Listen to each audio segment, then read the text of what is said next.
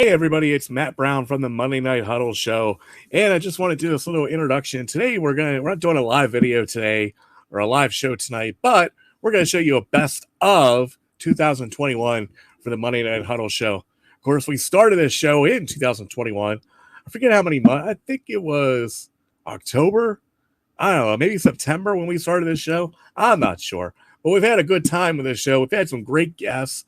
We've had John Newman on, and we've had Dave over at Zero Fox Sports Cards. Our buddy Rob at RTS has been on. Card Shark Chris. Some cool guests have been on. We've opened up some packs, did a lot of talking, and even did some giveaways. So we had a great 2021, and I am looking forward to 2022. Of course, we will be coming live next week, January 3rd at 9 p.m. Eastern on YouTube and Facebook Live with our new episode of the Monday Night Huddle Show. So make sure you join us every Monday night. Make sure you hit that like and subscribe button. We're almost up to 200 subscribers, so hopefully we get that soon. But just sit back and enjoy the best of the Monday Night Huddle Show. And we have an awesome show for you tonight. It's not going to be our usual show. It's going to be a little bit different. We're doing a 2021 NFL preview show, and we got some awesome guests that are going to be coming on. We're going to be going through each of the divisions, telling you who's going to win, and then at the end, we're actually going to tell you who's going to win the Super Bowl. And you can put money on it, folks, because I have some of the best NFL analysts that actually agreed to come on my show that money could buy. So we have some great NFL analysts that are going to come on and tell you what teams are going to win each division and tell you who's going to win the Super Bowl. So you can start you can go to Vegas right now or go online and put money on these teams because it is a lock, folks. Guaranteed lock here. And if it's not a lock, well, who knows? Who cares? So, all right, I'm going to bring on my guest. First, let's bring on Rob. He was on our most recent stream here. We got Rob, the Shark of RTS Sports Cards. Rob, how you doing, sir? Good. Thanks for having me on again. I see you have your Giants color. Is that your Graham Cano jersey? This is my Graham Cano. No.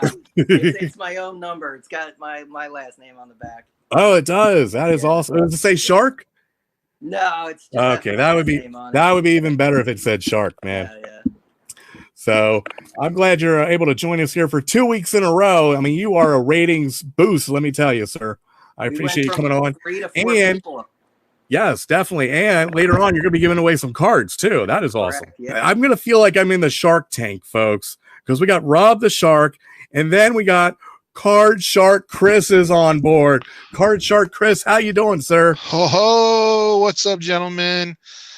Hey, good to be here. Good to be here with you two to talk about the NFL. Hopefully everyone's enjoyed their Labor Day, and looking forward to it. Awesome. Card Shark Chris, it's your first time in the Monday Night Huddle Show. It's a totally different show, man. It is. It's a different vibe, and so far I'm feeling it. I'm glad. Hopefully you get to come on soon again because we want to bring up. We do a game called the Audible. I don't know if you checked that out yet, but I would like to get your chance for the Audible game show. See how you do on that. All right, sounds good. So now we have not seen many videos from you lately. What has been going on, Card Shark Chris? Oh yeah, man. Just been real busy to tell you the truth. Got 4 boys. Senior in high school. I've got 2 middle schoolers and an elementary schooler. Had 3 in football. 1 dropped out. The other one of the 2 middle schoolers who plays actually broke his collarbone. And then we found out he had a stress fracture in his fibula.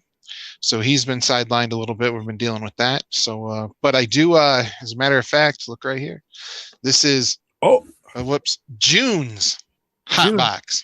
Did somebody run over that? You know, it was a little rough delivery. But I'll tell you what, for I think I've been getting the boxes for 2 years now. So, and the way that you package them, I'm not really worried about the contents in there. They'll be just fine. But it is here and it is coming soon, folks. We're going to get caught up. So hopefully everybody can hear me. Hopefully, why we got him here? We got Pepino, man. I'm going to bring him on. Hopefully he is ready. Pepino, how are you doing, man? Good. How's it going, man? Oh, it's crazy. I didn't know if you were coming. Yeah, just barely made it, man. That's all right, man. I know you're on the West Coast, and it's 3-hour difference. That's a big difference, so I understand. Plus, you're a Dodger fan, man. You're always late, right? You know, us Giants fans, we come on time. That's why we're in first place. Yeah, we come late and leave early. All right, man. Well, I appreciate you coming on. I've been watching your channel lately, and I'm telling you what, man, I was kind of worried. I don't know what you're going to do tonight. I'm kind of worried. You know, you do some crazy stuff on your channel. Yeah.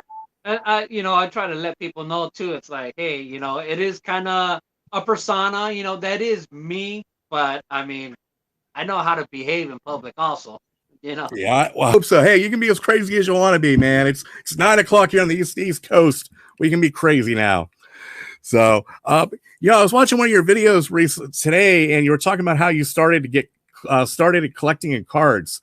I know people can go on your channel and check out that video, but can you just give us a quick background of when you started collecting cards? I started collecting cards, man. I mean, as far as I can remember, since I was a kid, I've always had cards. I remember my dad always just buying us packs. And we had a huge toy box. And I remember always having cards in there just thrown in the toy box with Tonkas and Hot Wheels and stuff. But the day, I always remember kind of the day where I started collecting, where I learned how to collect was with my cousin. We went to an ice cream truck and we bought the cards. And he taught me about the numbers in the back, and this card is from 86, this card is from 85, and from there I started putting on my cards in sets, and I kind of became obsessed with putting sets together, and I haven't stopped. Yeah, Jeff, speaking of sets, how many sets do you have, you think? Excuse, what was that? I kind of cut out. Oh, I'm sorry. How many sets do you have, you think? Man, I really never have counted them. I mean, just today, I took the day off of work today in the morning, and I put together 3 sets. I put another one right here that I haven't put in a binder yet. I still need a binder. It's getting hard to find binders right now. All my LCSs that I go to, I mean, I have a lot of LCSs around here, and I've bought a lot of them out, during COVID. And they've never replenished, so nobody has restocked. I can't find any more binders, Yeah. So I have a couple of sets that are just in pages because I'm able to find pages, but not the binders themselves. Because I also want them to match. So I'm trying to buy all the same binders from Ultra Pro. And what's the oldest set you have? I know you had a 58 top set. Is that the oldest one you have, or you have something older than that? That's the oldest complete set that I have. Yes. Yeah, that was really cool. I remember as a kid, we were always we were after the big cards, but we were also trying to make sets as a kid, always. I still remember where I was when I finished my 1988 score set. I was at a card shop in Williamsport, PA, right down from the Little League World Series, found the last 5 cards I needed. And I kind of feel bad about you don't see the young kids putting sets together anymore. It's kind of sad. Yeah, it's kind of a lost art because the allure now are hits. So I do believe that everybody that has gotten into the hobby the last 10 years, kids or whatever, they're with the mindset of getting hits, pulling autos, putting relics and stuff like that. And I would almost even wager to say that in the last year, everybody coming into the hobby the last year is all about investing and and flipping. Yeah. So it's a new generation right now. It's a new era we're going through in card collecting. So it is. Say what I do, just let's just say the 2021 set. You could literally, I know this is true for every set. Once the whole set it comes out, you could buy the set at Walmart, Target for $45, $50. But I foolishly waste, I don't know, man, maybe even close to $1,000 buying packs to complete a $40 set. Doesn't make sense at all, But it's fun. That's the fun of trying to find. And then back when we were growing up, you didn't have the internet, so trying to find those cards now is easy. But back when we were growing up, you had to go to a card shop or you had to borrow. You had to trade with your friends trying to make those sets. And it doesn't even matter if the set was bad. Like 88 score was not a great set. It was ugly as sin. But I was so proud to put that 88 score set together. The first set I ever got, I remember trying to put set together since 86, probably got close to completing half of the 86 with the kind of budget I was with as a kid. 87 came a little closer. I remember coming close in '88, being like 20 cards short. But you know how back in the days, like once the store sold out of 88 and they started selling 89, it's like you couldn't find the 88 anymore, you know? So you just Yeah. moved on to the next one. And the 89 set was the very first set I put together that I completed by packs as a kid. And I remember the last card I needed was the Steve Jelt. So you'll hear me on my channel a lot of times I'll say, I'm a Steve Jelt super collector because the 89 top Steve Jelt was the last card that I needed. And I remember that I had no idea who Steve Jelt was when I would look in the books to see who, which card I needed. Mm-hmm. And then I remember there was a little article in I think it was Beckett magazine back in the day where they surveyed a bunch of pitchers and asked them, who is the least feared hitter that you would want to face in a situation? And Steve Jelt was the number one answer. Hey, that's the guy I need.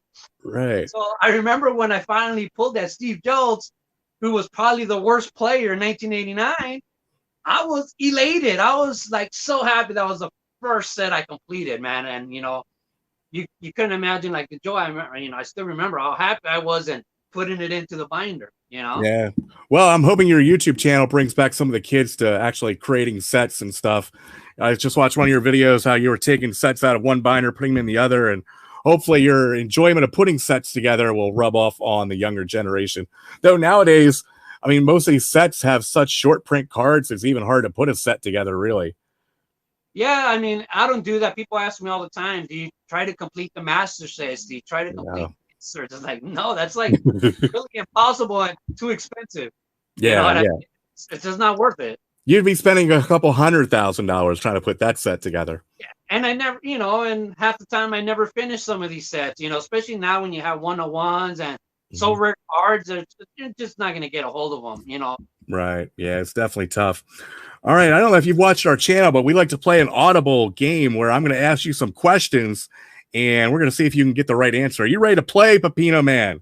Yes, sir. Wait, I've been working on this. Cesario from the Vario. Are you ready to play? Yes, I am. All right, man. I know you're you got to be a USC fan because I see you work for USC, right? Yes. All right. So here's our first question. I don't know if you can see it, but I'll read it to you. Who was the greatest USC running back ever? There's a lot of great ones, man. But who was the best ever? Man, I mean, there's so many to choose from. I mean, in politically incorrect, some might say OJ. You got Reggie Bush, Marcus Allen. There's just so many to name out there. Mm-hmm. But you got to pick one, man. I'm going with OJ. You can't pick them all. You got to pick one. I'm going with OJ. Probably the worst answer. OJ, no. The answer was Charles White. Charles White was the greatest. 6,000 yards rushing in his career, 49 touchdowns. And get this, his senior season, he rushed for 2,050 yards and averaged 6.2 yards per carry. That is great. Yeah, you can't deny those numbers. Right. Those were all. But then again, the guy who played when he graduated, the guy who took over for him was Marcus Allen, which was also pretty good. So, all right. I'm going to list some guys that I'm going to ask you if they should. They're not in the Baseball Hall of Fame, but I want you to tell me if they should be in the Baseball Hall of Fame. Okay. And I switched on. I didn't do any of the steroid guys because, they're a little tricky. But I'm going to give you a name and you're going to tell me yes or no. Should they be in the Baseball Hall of Fame? All right. And these questions are worth half a point. Okay. Half a point for these. So far, you don't got any, but half a point for these. All right. First up is Jeff Kent.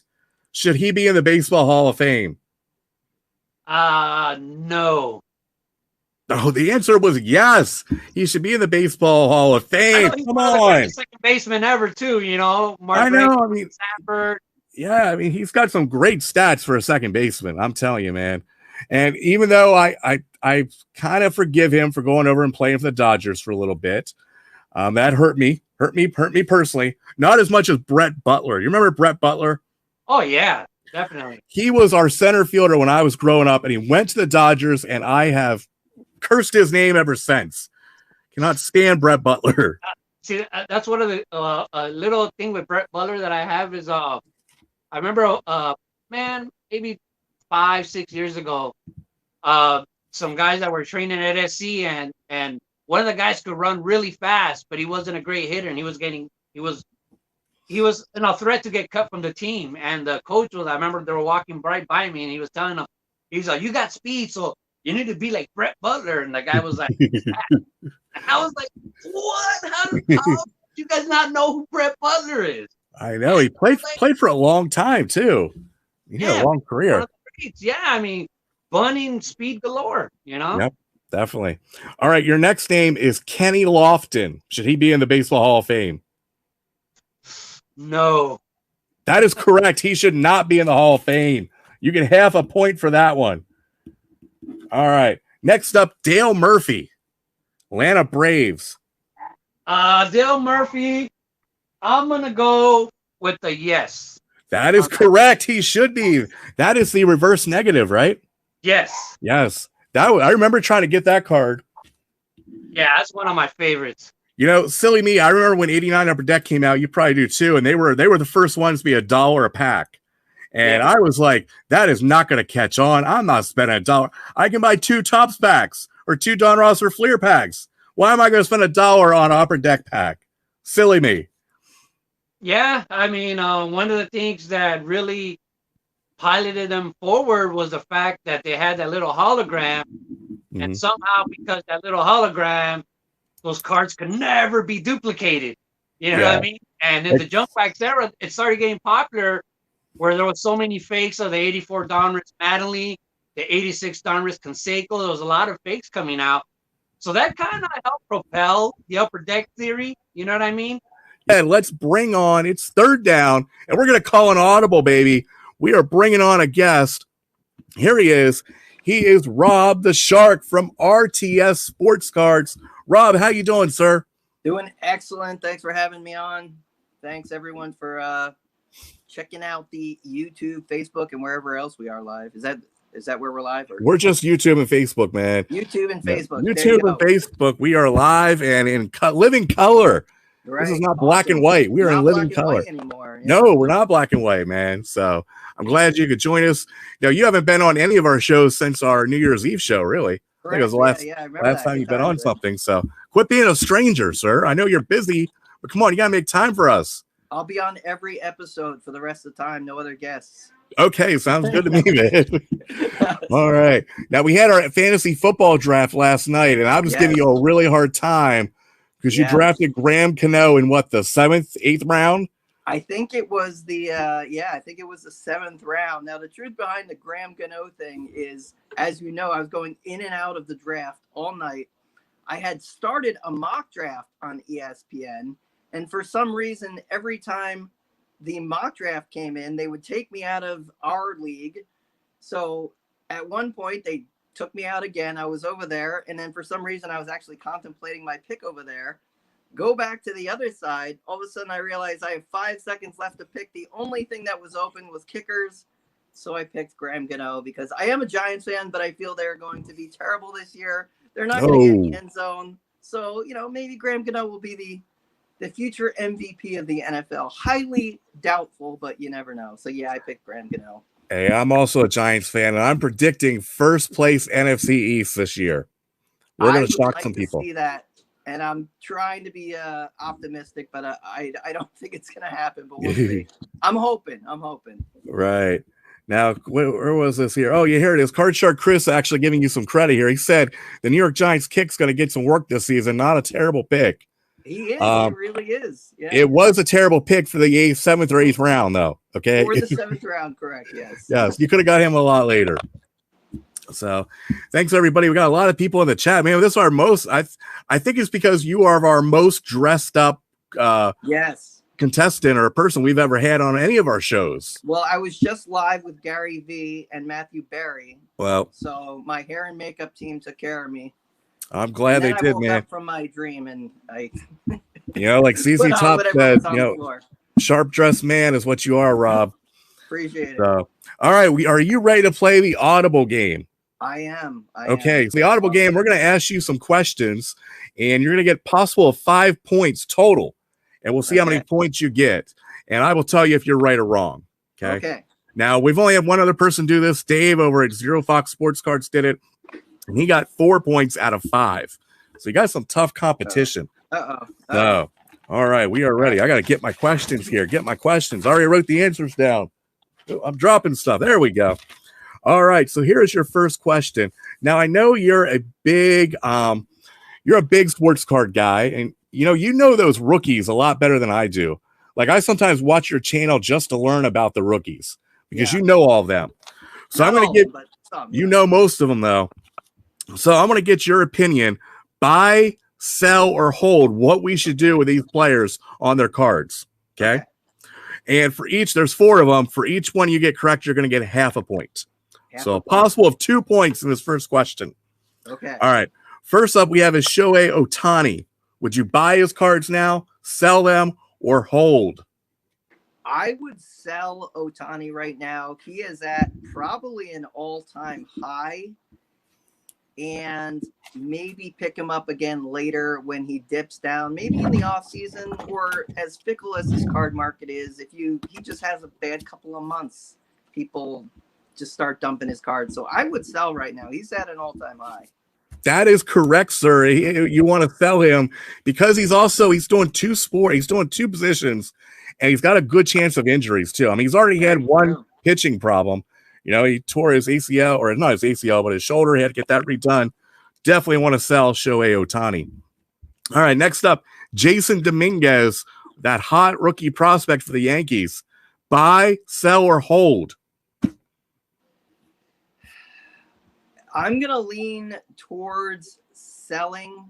Again, these guys are selling at astronomical prices.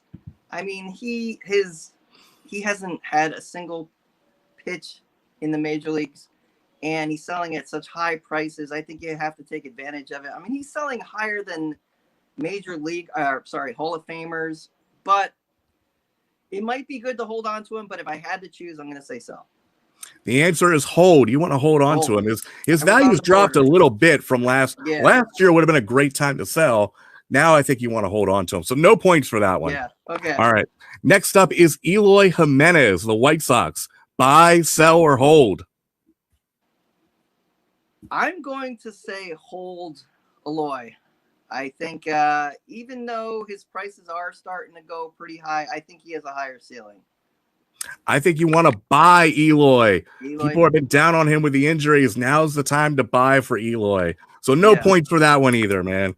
I told you these would be tough. What did I say? I thought I said buy. Maybe I said buy. No, you said hold. You said hold. Oh, okay. Okay. All right. And finally, how about the other White Sox, Luis Robert? Buy, sell, or hold? Man, these are difficult because I come with the hard questions. The border.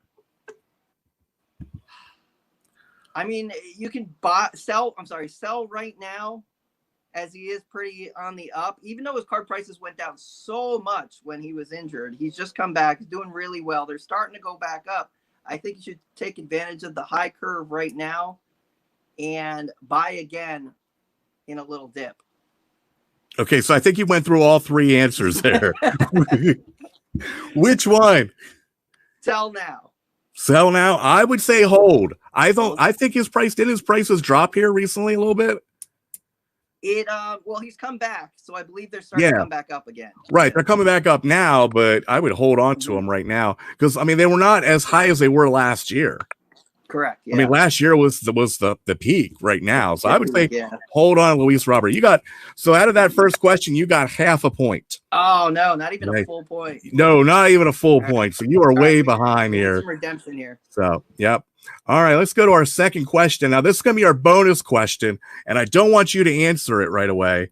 Well, you can answer. Now, wait till the end on the answer to this. So we're going to show you this second question, and anybody in the chat room, I want you guys to answer this too, because whoever can answer this correctly from what the real answer is, which I wrote down here on a piece of paper, will win the 1989 Upper Deck pack. Is that right, Rob? Yeah, right. And have a shot at a second pack as well. And a shot for us, because Rob is all about let's make a deal. And he's got his game show outfit on. So we're going to show you the second question, but we're not going to answer it right away. We're going to wait to the end and answer it, which I want you guys to all put it in the chat what your answer is. All right, so the second question is, what was the best baseball card design of the 1980s? 1980s best baseball card design.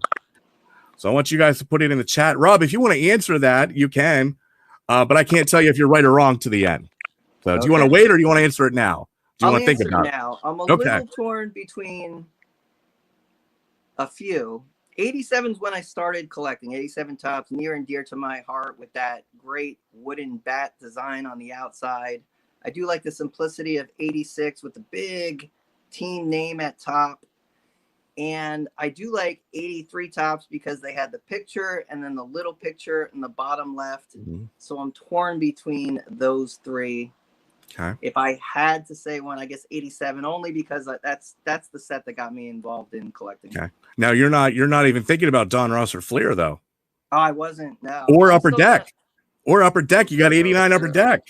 True, 89 Upper Deck. I wasn't thinking about those. Yeah. All right. But I still would go 87 Topps. All right. We'll wait to the end to see what we get. I want you guys to put in the comment the best baseball card design, and the first person with the correct answer, we'll find out at the end of this segment.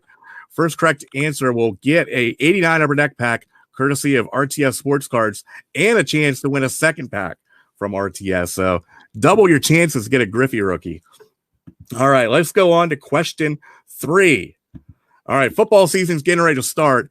How many more Super Bowls will Tom Brady win? Tom Brady is going to win one more Super Bowl, and when he does, he will retire. That is my prediction. That is incorrect. The answer is 0. He will not win another Super Bowl. He won't win anymore? Okay. He will not win anymore. Sorry. You are not doing very well. Do you see this guy stopping before he gets another one, though? No, but I see him getting hurt this year. You see him getting hurt? Yeah, I see him getting hurt soon. Okay. Yeah. And if the Bucks don't, if the Bucks get hurt, if Brady gets hurt, the Bucks aren't going anywhere. Yeah. I think he's going to get hurt soon. So, not that I'm wishing that, but I don't think he's going to win another one. All right, let's go down to our last question. Now, I want to do something totally different. Nothing about sports. Tell me what was the greatest TV game show of all time. And I wrote 3 down. So if you get one of the 3, I will accept it. Okay. Greatest TV show, show of all time. Pick one? I'll let you have 2 choices. I'll let you pick 2. All right. Okay. We're gonna go with The Price is Right. Okay. And the second one, Let's Make a Deal. Those are my 2 favorites. That is not correct. That is not correct. Half a point. The greatest game show was Pressure Luck. With no whammies, stop. That was all right. That's what I meant to say, but I said no. You did not mean this. Don't even try to change your answer. I did, but yes, I did say Dealer Make No Deal. Celebrity Match Game back in the 70s was really great. If you ever watched the old shows of that, yes. And then I also liked the Newlywed Game. I think the Newlywed Game was very good when they would talk about Whoopi all day. I didn't know what Whoopi was as a kid. I still don't know what Whoopi is. So. All right, So you have a child? I do, but I didn't know what Whoopi was. See, I live in South Central PA. We have a thing called Whoopi pies, which is like 2 cookies, kind of like cookies, soft cookies with icing in the middle. They're really good in South Central PA. And that's what we call Whoopi pies. Okay. So I was like, why are they making Whoopi pies? That doesn't sound very interesting. So, all right, let's check out the comments here and get back to our question that we haven't answered yet. All right, let's see what answers we got here. Ooh, I'm going to have to scroll up probably here. All right, so 25 Perez says 87 was the top. Kerry Vance says 85. Card Shark Chris 86. You guys really should have put Topps, Fleer, or Don Ross, but I'll take that, whatever they put. Scott Wilson says 82. Got the Ripken rookie there. And Jay's Mix says 72. That's not even close. I don't know what's wrong with Jay's Mix. Let's see. We got another 82. Mike Vance says 89 Upper Deck's the best. Andy N says 83 Topps. Scott Wilson voted for 86 Topps like 3 times, I think. Oh, and Jay's Mix finally changed his mind and went with 82 Topps. So, then we got some more. Misclick. Yeah. The 88. Edward Hart says 88 was the best. Scott Wilson voted for the 4th time, 86 Topps. It doesn't go by the number of times you vote, okay? So I'm surprised nobody picked 1980. Nobody picked 81. Nobody picked 89. A lot of people are collecting 89. I thought 89 might get a vote. So let's get back to our question. And what was the best baseball card design in the 1980s? Rob, what was your answer? What was you gave me like 2 or 3. What was your final answer for this? 87 Tops. That is correct. 87 Tops was the correct answer. You got a whole point for that, ending with 1.5 points. All right. I didn't beat Dave, but well, you can say that you're in second place. Yes, okay. True. You're in second place. Second best of all time. That is correct. You also did the worst of all time too. True, but we won't look mention at it like that. So our comments, I think 25 Perez was our winner. That was the first person I saw that put 87. I don't see anybody else. So 25 Perez, hopefully you're still on. And Rob's going to give you a chance, I think, to say to get a chance for a second pack. You're going to win an 89 Upper Deck pack and a chance to win a second pack. Rob, how do you want to do this, bro? Flip this around. Okay. So I'll do my all right, I'm just going to have to do my best here. My guys might get dizzy for a second. All right, here we go. We're going to roll. Tell them to pick high or low on the dice. All right, RT, or who was that here? 87? Perez, I believe. Yeah, 25 Perez. Do you want high or low on the dice? High or low, 25 Perez. Please put your comment down below. And if he gets it correct, he's going to win not only 1, but 2 sealed packs. Oh, my goodness. You get a chance. 89 Upper Deck, possible Griffey rookie. Possible is Randy Johnson rookie. Oh, I forgot about Randy Johnson. Yeah. What about the Dale Murphy reverse negative? Dale Murphy reverse negative would be amazing. Yes. And 25 Perez says he wants high. All right. 25 Perez is high. He wants high. Somewhere in here. So he has to get 16 to 30 as it is a 30-sided dice. All right. He's going for 16 through 30. Here we go. Lands right there.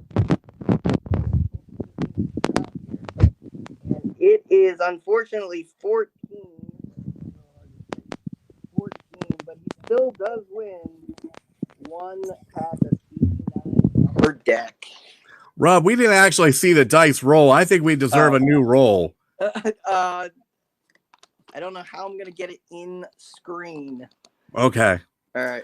I think we should give him at least one more chance. One more? All right. One more chance. Come on. One more on the high or low. One more. He's going with high. One more on high. Let's roll that dice. 16 through. Oh, we lost Rob. Oh, no. Oh, my goodness. We lost Rob. Oh, this is what happens, folks, when you have a live channel, a live video. Hopefully Rob comes back. Oh, my goodness. We lost Rob. Oh, so, all right, that's all the news I got going on. I'm going to bring on my boy, Card Shark Chris, to play the Audible game. Let's call an Audible and call on Card Shark Chris. Card Shark Chris, can you hear me? I can hear you. Can you hear me? I can hear you, man. You are looking good, brother. What's that poster in the background you got there? This one, that one back there. Yeah. What is that? That is the Chief. It is a brand of smoking accessories, vaporizer from the Chuck Billy. He's the singer from the band Testament. Okay. And yeah, those are it's autographed. I've got it autographed. It's pretty rad. Oh. But that's like the product design for his line of stuff. Gotcha. It kind of looks like the Game of Thrones throne back there that he's sitting on. Yeah, it's like he's a Native American, so it's like a Native American headdress kind of on a skull. So yeah, it's pretty cool. Gotcha. It's pretty wicked. Cool. So you have coming back to YouTube. You're finally doing some videos. We've all been waiting, and you're coming. Mm-hmm. You're finally getting caught up on your hot boxes. I think you're up to July now. You finished July. You still got I think 2 hot boxes to open. So yes, 2 hot boxes. Yep. So we're getting there, man. It's been slow but steady, and we're moving forward. So it's been fun. I'm glad you are back on because we really appreciate it. I love watching your videos. So if you guys are not a subscriber to Card Shark Chris, do a search on YouTube for Card Shark Chris and make sure you give him a like and sub because we want him to get more viewers too. Just like I need more viewers, but you need more viewers too. Yes, sir. All right. All right. Are you ready to play? You've seen our show. You've seen how we do the Audible game, I'm guessing. I have. Now you could be on the low end where Rob was and he got 0.5, But then on the high end, Zero Fox Sports Cards, Dave got 4. Or you could be in the middle like Papino was last week and got 1.5. So 1.5. Yeah, we'll see. Got to at least be 0.5. You got to do that. I hope so. So, all right. Are you ready to play, sir? All right, let's do it. All right, let's call an audible. All right, your first question is worth 1 point.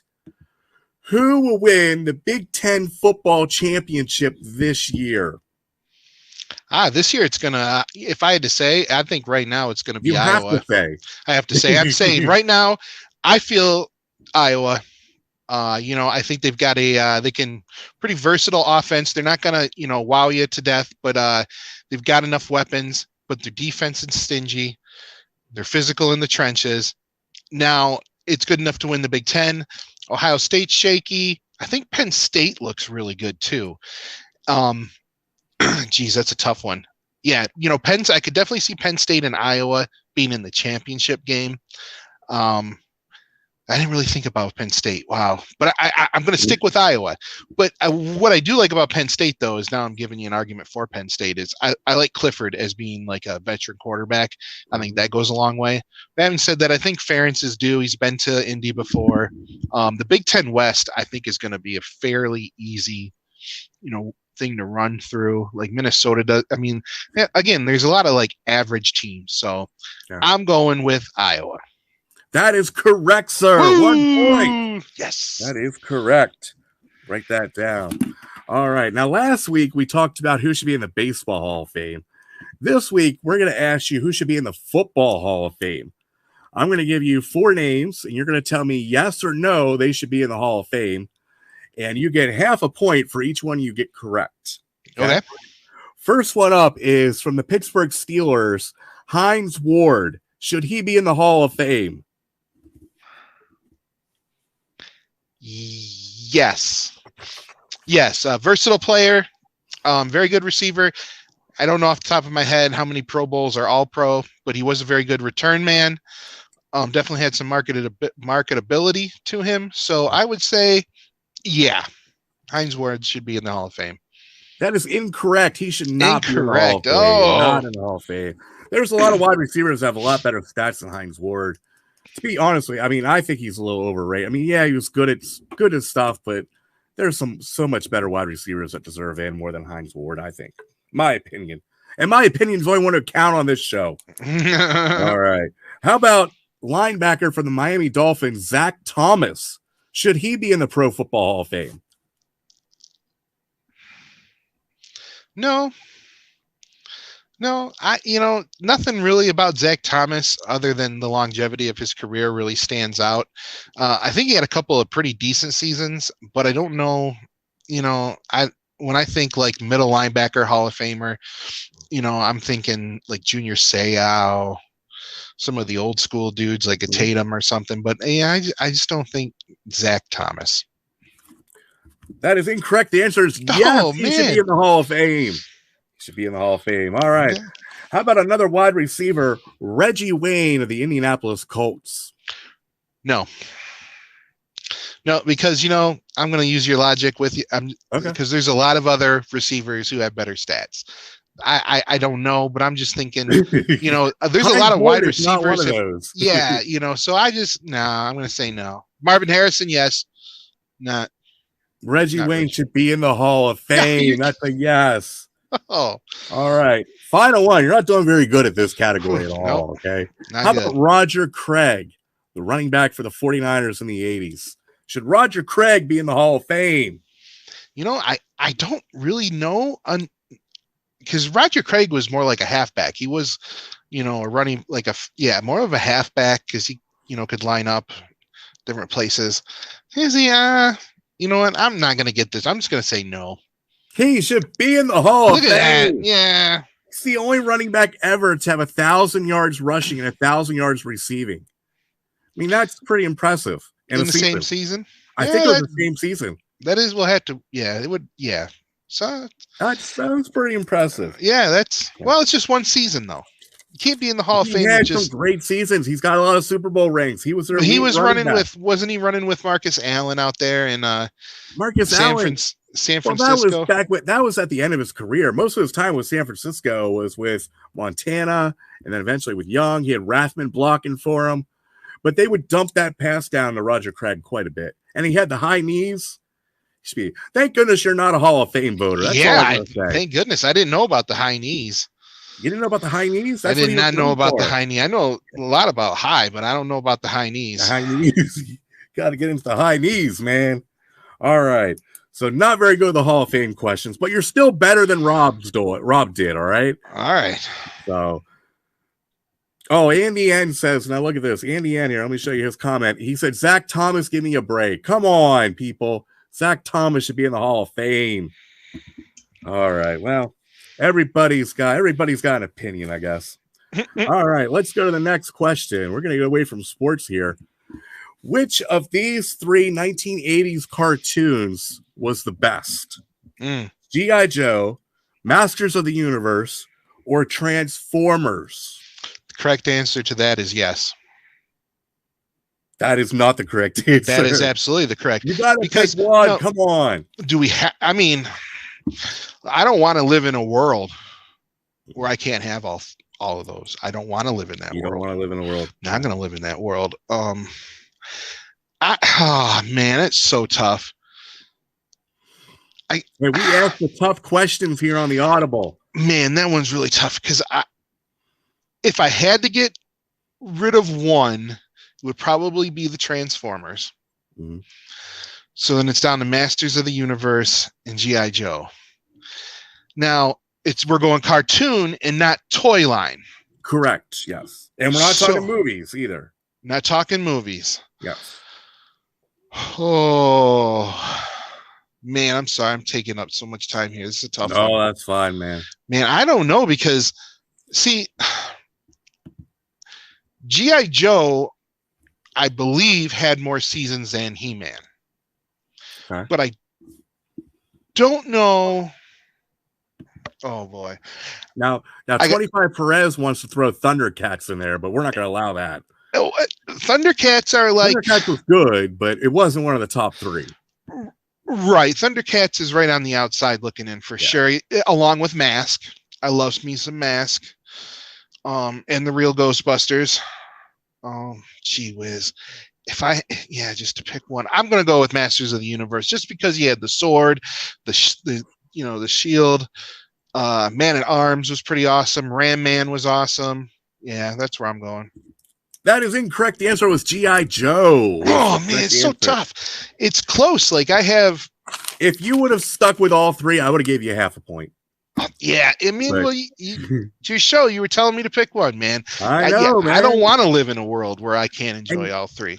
What I kind of like about G.I. Joe is more reality-based compared to He-Man and Transformers. Plus, we all learned that if you're in a tank or an airplane or a helicopter and you get shot, you have plenty of time to jump out before your vehicle explodes.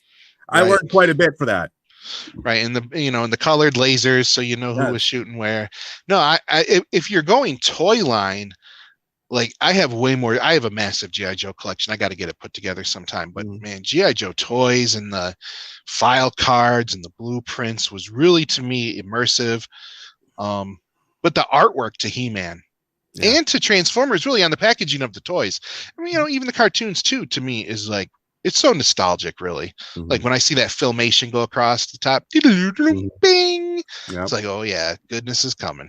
Yep. All right, so you are not doing too well. You got 1 point so far. We got one question left here. You can at least beat Pepino, okay? That's your goal now, okay? All right. Tell me, what was the best movie that Tom Hanks was in? Best movie. Best movie, Tom Hanks. I can name off some if you'd like. But no,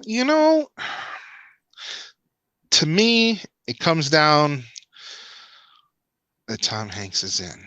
Yes. I'm just gonna, man. I like Toy Story. But is that your pick? Well, to me, there's three. There's the Toy Story franchise. Mm-hmm. There's Big. Mm-hmm. And as much as I love Turner and Hooch, it's not that one. It's going to be Forrest Gump. Is that your final answer? let me tell you something, folks. Let me tell you something about Forrest Gump. Let me tell you something. At the end, when he's talking to Jenny, if you don't have a tear in your eye when he's talking to Jenny at the end there, you don't have a soul. That's true. Okay, you do not have a soul. I'm gonna go big. You're gonna go big. Andy N says Bachelor Party, and Mike Vance says A League of Their Own. You guys are all wrong. The correct answer was Saving Private Ryan was the best Tom Hanks movie. How could you forget that one? Come on, man. I've only watched the opening scene. I've never seen the whole movie. You've never seen Saving Private Ryan? Nope. I'll give you a hint. They save him at the end. Well, I'm sure that, yeah. I mean, the opening, the scene was great, but I've never been able to sit all the way through it. Yeah, I saw an interview with who's the actor that played Ryan in the movie? Matt Damon. Okay, and Matt Damon. They made all the actors in the movie go to boot camp except Matt Damon. So, because the director, I think it was Spielberg, directed it, wanted them all to hate Matt Damon because he didn't have to go through a boot camp. I think I remember watching that or hearing that somewhere too, relatively recently. Yeah, that was a pretty interesting story. It's a great, he was great on movie. the Hot Ones. That's what he was on. Yes, that's a great show. Too. Yep. So, yep. All right, that is what we got for the news. I want to bring on my guest tonight because we don't usually have a guest of this caliber. Okay, we've had some good guests before, but nobody like this guy who knows about sports cards, and that's why I want to bring him on early because I want to talk to him here a little bit about sports cards. He is the host of Sports Card Nation podcast. It is John Newman. John, how you doing, sir? What's up, Matt? Man, thanks for that great intro. Hey, just to end any kind of debate, I put my pants on one leg at a time, like everyone else. So well, that goes my first I appreciate question. it. That was my first question, man. So I'm out of questions already. Thanks, everybody. We'll see you later. No, but you do a great job. You have a podcast every Friday where you're interviewing, some of the top leading people of the card companies. You're even interviewing Dr. James Beckett. I mean, as a kid growing up reading the Beckett, I just idolize every time you interview Dr. James Beckett. That's got to be such a thrill. For me, it's crazy. I had a store for 6 years in the 90s, and so I carried the Beckett price guide back then. And if you would have told 20-something-year-old me selling those price guides, that I would get to know not only podcasting wasn't a thing then, but I would get to know Dr. Beckett, have him on a podcast I'd be doing. And more than have him on a guest, I've gotten to know him very well and can call him a friend. And so that's a huge thing. And, we talk over the phone and text. And, the one thing about Dr. Beckett that's great is he's really down to earth. And that's why if a gentleman like that, a hobby icon like that, is humble and treats everybody like that, it's a good example of how to be. And so if I can be half of the way he is, I'll be doing all right. So I kind of sort of looked at him as a great example of how to treat people. This is, if there was a Mount Rushmore in the hobby, Matt, he'd be probably one of the first guys on that thing. He'd never tell you that, you know what I mean? It would be everyone else in the hobby that would give him that sort of accolade. But he doesn't walk around with that air to him. He doesn't talk down to anybody. He gives everyone time as best he can. And what you see is really him. I've talked to him, I've gotten to know him off the air, if you will. And that's who he is. It's not a shtick. He's just a regular guy, smart guy, obviously, built, professor of analytics at Bowling Green, a smart, intelligent guy, knows how to run businesses. But, at the end of the day, he'll tell you, the sports cards are the greatest hobby in the world, and he's happy to be even a small part of it. I will tell you he's a bigger part of it than he'll give himself credit for. But great guy, and I'm just fortunate to sort of know him as well as I do at this point. So. Yeah, it's definitely a dream for, I know all the people here probably in the chat and stuff. We all grew up, reading the Beckett and just being able to even listen to Dr. James Beckett, because back then there really wasn't any outlet for him to, to communicate. And now he was been on your show quite a couple times at least. And we really enjoyed those interviews. But normally we do for the Audible show, for the Audible portion of this, we usually ask you questions. But before we do that, we don't usually get a guest like you on, and we wanted to ask you some questions because we had a major happening here the last couple months. I know you did a whole podcast on it, a whole show on it, but the whole deal with the Fanatics basically taking over the sports card industry. And I want to know, what was your initial reaction? And now that you've thought about it, it's been months now, what is your thoughts now that might be different than your initial thoughts about it? Yeah, that's a great question. Well, first thing I want to say, Matt, is it's just, it's going to be a couple years before we actually see hard physical results, right? Cards being produced and that sort of thing. But when this news broke, right, I called it, in a way, a nuclear bomb to the hobby landscape, with 3 major licenses. You got, now they got basketball, football, and baseball here in a few years. And so this is, different. Someone old school like me that's only really known Topps baseball, grew up. I'm originally from Brooklyn, New York, so I always joke that me and Topps have something in common. We were born in the same city. It was sort of shocking. And then, you get over that initial shock, right? The dust settles, and you really look at it. What I've said, and I'm going to stick to it, like I said, we're a few years away from anything that we can hold in our hands that's going to be different. But it's going to be a crucial time in the hobby. This is, to me, anyone that says this is going to be a completely bad thing, I don't think is right. And I think anyone that says this is going to be rosies and daisies and everything's going to be wonderful, I don't think they're right either. I think the answer is going to be somewhere in between those two things. But what I will say is this: whatever way it goes, good, bad, somewhere in the middle, it's real. Let's give Fanatics the proper credit here. They're going to dictate a lot of where this hobby's going to go in the next 20 years. So the licenses are for 20 years.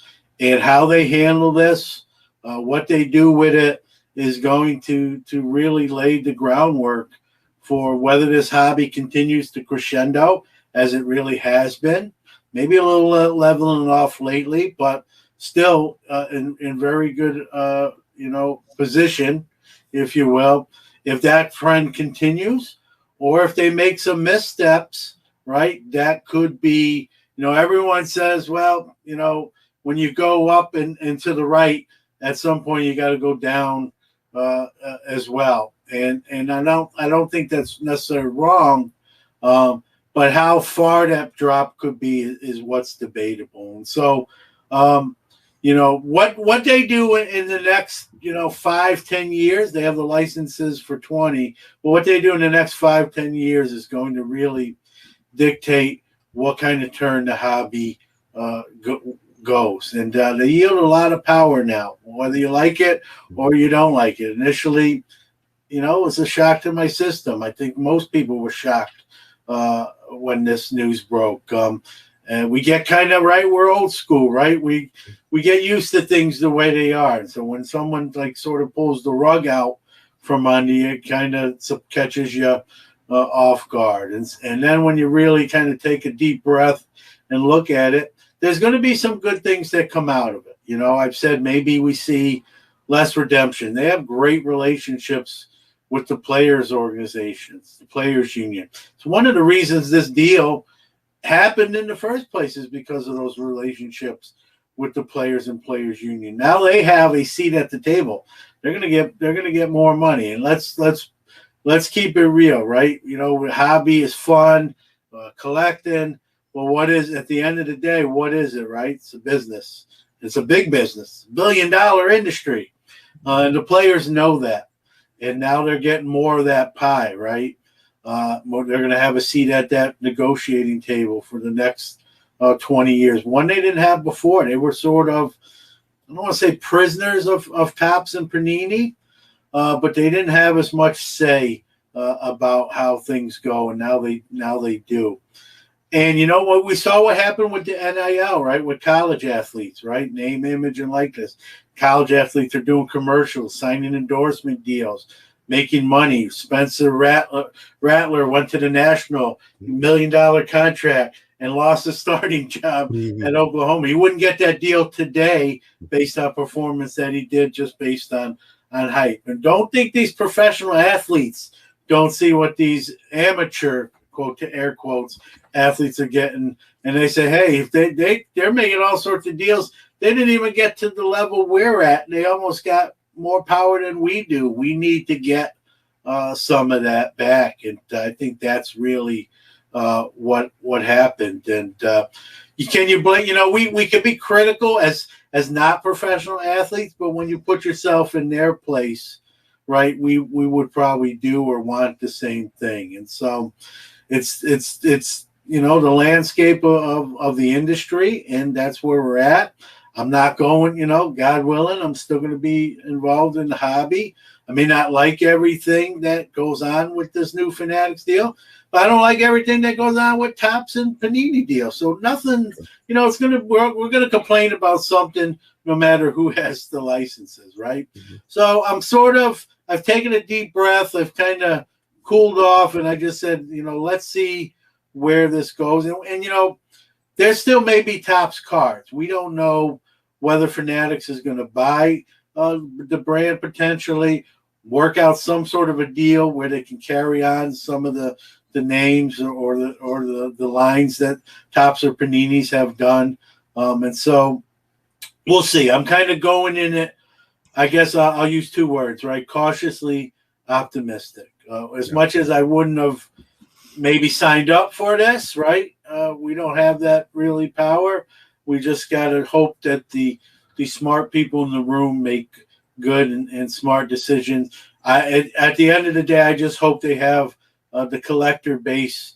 While it is a money game, and let's not poo-poo that and fool anybody, it is. They paid a lot of money for those licenses. They're in it to make money. I also hope they have the collectors in mind with some of the decisions they ultimately make as well, because those are the folks like me and you that are going to either buy their product or not buy their product. And we, that's the power we wield as consumers. And sometimes I don't think we realize that, Matt, that we can dictate things if we all kind of banded together enough and said, hey, we're not going to support this, or we are, whatever way. So I hope they keep the collector base in mind with some of the decision making, and that this is more good than bad. It's not going to be all good. It's not going to be all bad. So I just hope there's, when the scales are tipped, I hope there's more good on the good side than on the bad side. Right. And we saw this kind of change happen about 20 years ago too, when baseball went to Topps and, football went to Panini. Topps lost, their football. So this has happened before, but it hasn't happened on a stage like this, where you have an iconic brand of Topps now losing their iconic sport of baseball. I was also thinking, thinking back, I know you were at the National with me, and I was thinking it back, and Fanatics had such a big space there, and that just blew my mind at the time. I was like, why does Fanatics have this huge spot at the National? And then right after the National, the news broke, and I'm like, well, that's why they had the big spot at the National. So yeah, they're they may not have done cards really officially before, Matt, but this is a well-established, well-run company. Their model is direct to consumer. I've said this on my show. I'll say it again like a broken record. If I'm a distributor in the hobby, I'd be very concerned right now, because I think, and I don't want to speak for Fanatics, I haven't spoke to anybody. I'm just playing, I guess, armchair Fanatics based on their track record and history. I don't think they're going to play well, and I could be wrong. This is just my opinion. I don't think they're going to play well with the distribution model. And so those groups, GTS and the like, the Southern Hobby, I'd be a little concerned with where we will go if Fanatics doesn't include them. And, I don't know how it's going to play out, but Fanatics is famous for, kind of going direct to consumer. And if that's the direction they go, those companies, they're still going to have other products. They're not going to have nothing, but they're going to be on the outside looking in when it comes to baseball, football, and basketball. And that's a huge, big three to lose of market share. So, I worry about the human element too, Matt. As someone who lost their job recently, I'm fortunate I wound up landing on my feet, and many of those folks in the industry will too. They're smart, but there's going to be, job loss with this decision and what the fallout from it. And so as a human being, that's where my mind goes too. It's one of the first things I thought about is, if Topps doesn't make baseball cards and Panini doesn't make football and basketball cards, some of that staff, they're not going to be able to afford those salaries and wages. And some of those folks are going to be, politely told that they don't have a job anymore. Now, whether they can latch on to Fanatics because now they have a bigger pie and they're going to need more manpower, that remains. I'm sure some will, but some may not be able to. And then they have to go home to a family, a spouse, kids, and say, mommy or daddy doesn't work at Topps and Panini anymore. And that's a scary conversation. I don't care how much money you make. Some say, well, they've been making this for years. Maybe the companies have. Doesn't mean every employee is raking in the dough either. So I hope everyone comes out. I know it sounds cliche, but as someone who's recently went through this, I hope everyone comes out as unscathed as they possibly can. There's going to be some casualties, some collateral damage, but I hope it's minor in nature rather than the opposite end. Right. And speaking of Topps and Panini, what do you think is going to happen with those? I've kind of forecasted if they don't get bought out, I can see them making a big runs at the college athletes now, since they can be on their products. Yeah, I think you hit it on the head. If everything stays status quo where they don't get to do the cards in the same fashion they did, they're not bought out. Topps doesn't work out a deal with Fanatics to still do Topps cards. I think that's what they're going to do. I think you're seeing the growth of NFTs. I don't like NFTs. I don't do NFTs, but that doesn't mean a lot of other people aren't doing them, and that's exactly what's going on. So that market's going to expand. I think you hit it right on the head, man. I think they're going to go to the NIL and look at getting some of these up-and-coming stars before they're actually at the professional level. They're free game to negotiate contracts with. I think you'll see in Topps' case to do what they do kind of now with retired players. They just released the Mantle set, right? The Mantle X release. And so I think you'll see Jeter, they just signed to a big deal. You'll see some Jeter stuff. You'll see some non-current player issues, some NIL stuff, some sticker stuff, things they can do without the major licenses. Topps is, I tell this to people all the time. I get asked a lot of questions when news breaks, right? And, people are like, a lot of the sky is falling. This is the end of the Topps. Topps is still going to be making cards. It's just in what form and fashion. Is their market share going to be smaller? For sure. They lost a license. Panini's going to have a smaller market share. That's what it is. But they're still going to make cards. They're not going to be out of business. It's not going to be like Kmart where you see just empty stores that used to be that. Or Sears and those things. There's going to be Panini. There's going to be Topps. It's just going to be, the landscape's going to be different. What we know them as today, they're going to have a different feel and look to them. But there's still going to be, you're still going to see those logos, and you're going to still see cards produced. Yeah, definitely going to be scaled back though, but it should be interesting to see what we see in the next couple of years of how they try to manage themselves in this new market right now. Yeah, I mean, look how much we're talking. You know, I said this on my show all the time too, Matt. Look how much Fanatics even hasn't printed one card yet with this deal. They can't, obviously.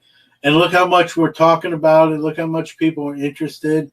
That's how big this story is, that we can have conversations and debates and thoughts on something that hasn't even happened yet, you know? And so, time was going to tell. I think we'll know. I think the next 2 years, even though there won't be Fanatics cards produced per se, but I think the next couple of years are going to be very interesting, because I think in that next 1 to 2 year window, Matt, you know, whether if Fanatics is going to buy a Topps or Panini or even someone else that did lose a license, that, you know, that's still on the table too. It's going to happen probably in the next 1 to 2 years. It's not going to be a last minute deal. I'd be very surprised if it's a 12th hour kind of deal. It's going to happen before that. And so the next 1 or 2 years are really going to kind of tell where we're going, where Fanatics is going, I should say, and where we're going as a hobby, because we're really at the behest of what's going on there with these deals. And so we'll know in the next couple years what's going to drop, what's going to fall, whether we're going to see those 5 letters in Topps's case on releases still in the way we've come to accustom them for the last 70 years. Yeah.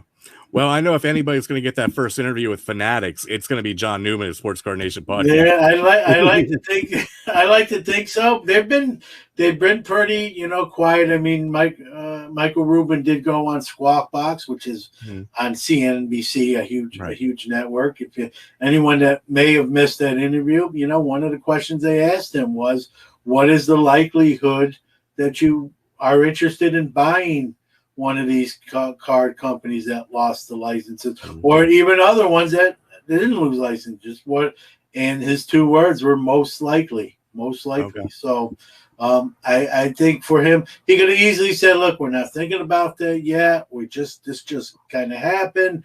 We're weighing things out." When he answered, I'll give him this much credit. People may not like everything he said during that interview, but I think he was very honest as he can be, and he said most likely. Now, to buy Topps, right? Topps has to sell themselves too. This is a 2-way street. Just because Fanatics wants to buy Topps doesn't mean the deal's going to happen.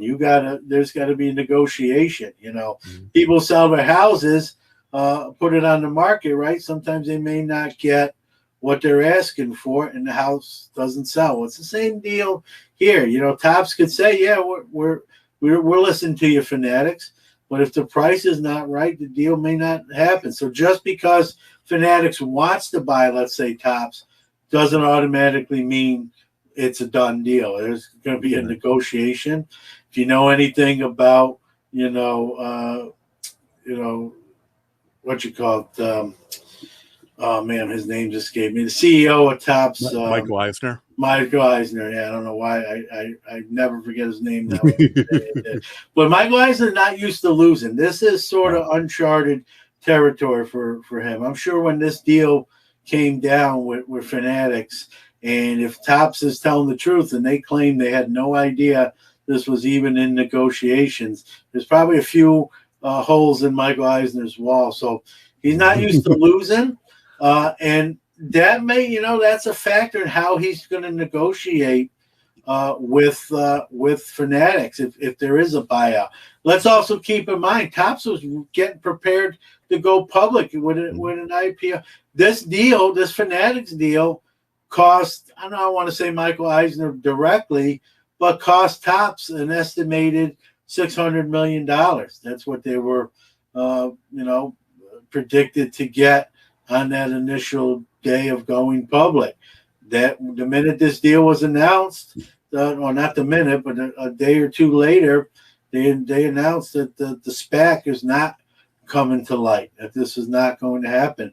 That cost Michael Eisner some personal money. I'm sure that's why he's upset.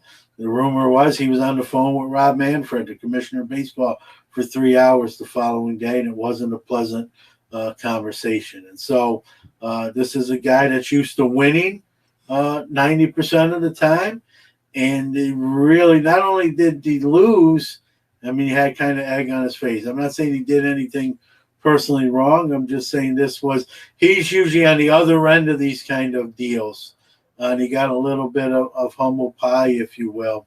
Whether he's a smart guy, though, Matt, I think we both know that. So at some point, he's going to say, hey, there's nothing I can do to change this. I can cry. I can punch as many holes in this office walls as I want.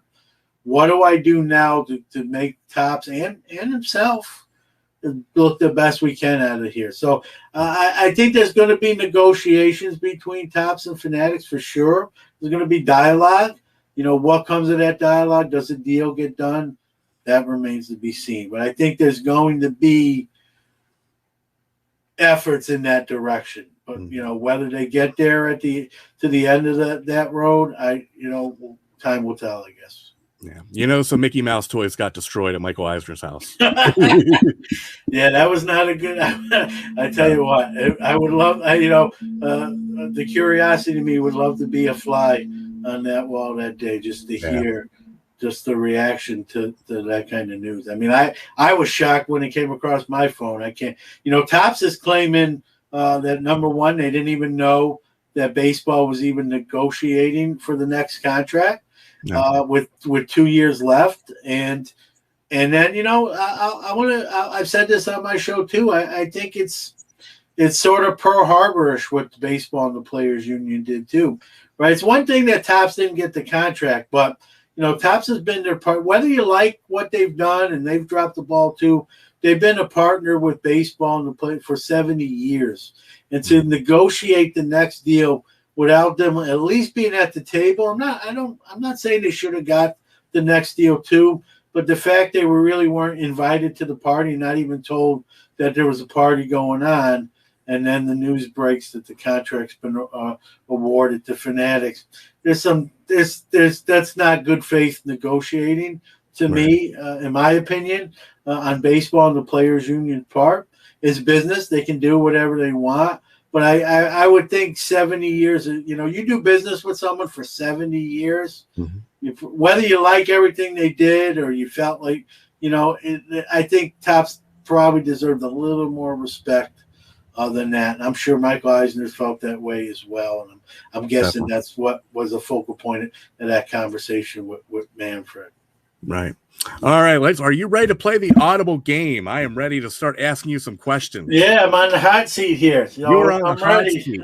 So I'm ready as I'm going to be. Right. All the questions are going to be worth some points here. So we're going to start off with one of our favorite games called Buy, Sell, or Hold. Now, we know you are a connoisseur, and so we're going to give you some players, and I want you to tell me if we should be buying their cards, selling their cards, or we should hold on to them. Right. And these are going to be our MLB playoff edition players, okay? So we're going to start off with Logan Webb of the San Francisco Giants. Are you buying his cards, selling, or holding? Man, I'm not, I don't know. I'd probably hold. I'd probably hold. He's young. With young guys, even when someone like Luis Robert, I've got a lot of Luis Robert stuff. I would hold.